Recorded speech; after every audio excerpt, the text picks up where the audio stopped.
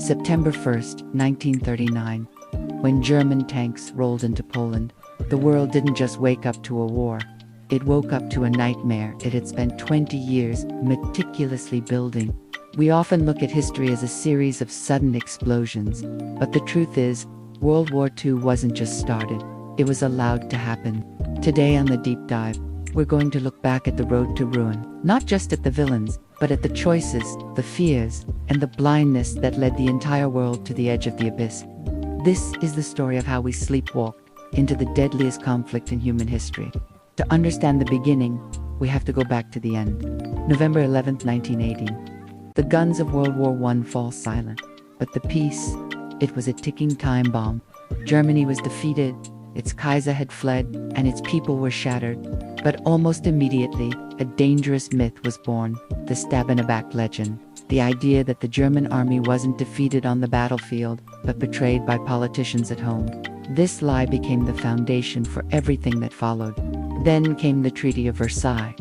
The victors France and Britain demanded revenge. Germany was stripped of its territory. Its military was gutted, and it was saddled with crushing reparations, billions of dollars in today's money. Meanwhile, American President Woodrow Wilson came to Europe with a dream, a League of Nations, a place where countries would settle disputes with words, not weapons. New nations were carved out of old empires: Poland, Czechoslovakia, Austria.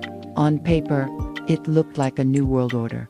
In reality, it was a house of cards. The new German democracy, the Weimar Republic, was born into chaos. Hyperinflation hit so hard that people needed wheelbarrows of cash just to buy a loaf of bread. Savings were wiped out. Fear and desperation became fertile ground for extremists. Into this void stepped a failed artist and decorated war veteran named Adolf Hitler. He promised to restore Germany's pride, to tear up the Treaty of Versailles, and he offered someone to blame. His hateful ideology, laid out in his book Mein Kampf, blamed Germany's problems on Jewish people and community. After a failed coup landed him in prison, he realized the smarter play was to use the system to destroy it. Then, in 1929, the American stock market crashed. The Great Depression swept the globe. In Germany, unemployment skyrocketed to over 6 million. People stopped listening to moderates. They wanted saviors. Within months, he had outlawed every other political party and declared himself the absolute leader of the foray. He built autobahns, put people back to work, and revived the military. The 1936 Olympics in Berlin were a carefully staged illusion of a peaceful, powerful Germany. But behind the facade, the persecution of Jewish people had already begun with the Nuremberg laws, stripping them of their citizenship and rights. And while Europe was fixated on Hitler, the first crack in the world order actually appeared on the other side of the globe. Japan, a rising military power, had a problem. It was overcrowded and lacked natural resources. Their solution? Looked to their neighbor, China. In 1931, the Japanese army, acting on its own, seized the resource-rich region of Manchuria. They set up a puppet state and kept going. China, torn by civil war, couldn't stop them. The world looked to the League of Nations, which condemned Japan. Japan's response? They simply walked out of the League. The invasion of the rest of China followed in 1937.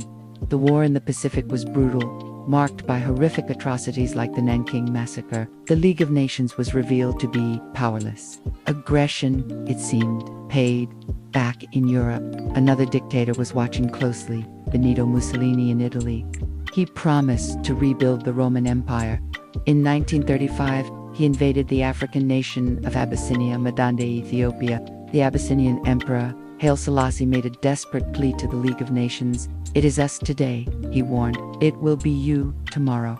The League imposed weak sanctions that did nothing. Britain and France, the two major powers, did nothing. Why?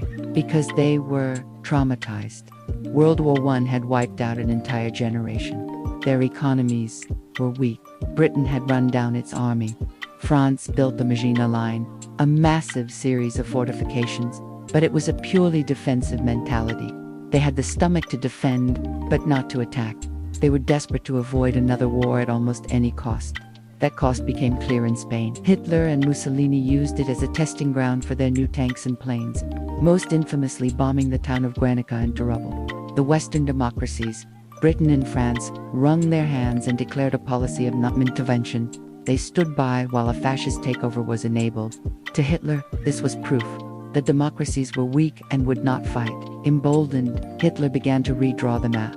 First, he marched into Austria in 1938, his homeland, to a rapturous welcome. Then, he turned to Czechoslovakia, demanding the Sudetenland, a region full of ethnic Germans. Czechoslovakia had a strong army and modern fortifications ready to fight, but they were abandoned by their allies. In a last-ditch effort to prevent war, British Prime Minister Neville Chamberlain flew to meet Hitler. In the infamous Munich Agreement, Britain and France gave Hitler the Sudetenland, essentially handing over Czechoslovakia's defenses. In return, Hitler signed a piece of paper promising he had no more territorial ambitions. Chamberlain returned to Britain declaring he had secured peace for our time.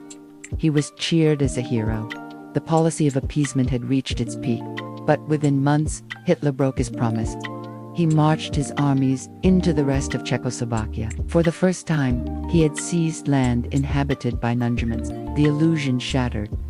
The policy of appeasement was a catastrophic failure. It didn't satisfy Hitler, it empowered him. Finally, Britain and France drew a line in the sand, guaranteeing they would protect Poland. But it was too late.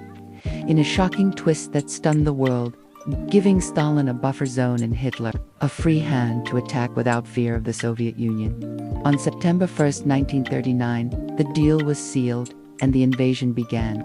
This time, there would be no more negotiations. 2 days later, Britain and France declared war on Germany, the war that everyone had feared, the war that everyone had tried to appease. The war that everyone had sleepwalked towards had finally begun. It wasn't just one man's ambition that started it. It was a failure of the peace after WWI, the deadly myth of the stab in the back, the economic devastation of the Depression, the hollow promise of the League of Nations, and the desperate, fatal hope that if you just give an aggressor what they want, they'll finally stop. The lesson of the 1930s is a harsh one. Evil is not appeased by silence, it is emboldened by it. This is Rana Asif signing off from the Deep Dive. Stay curious.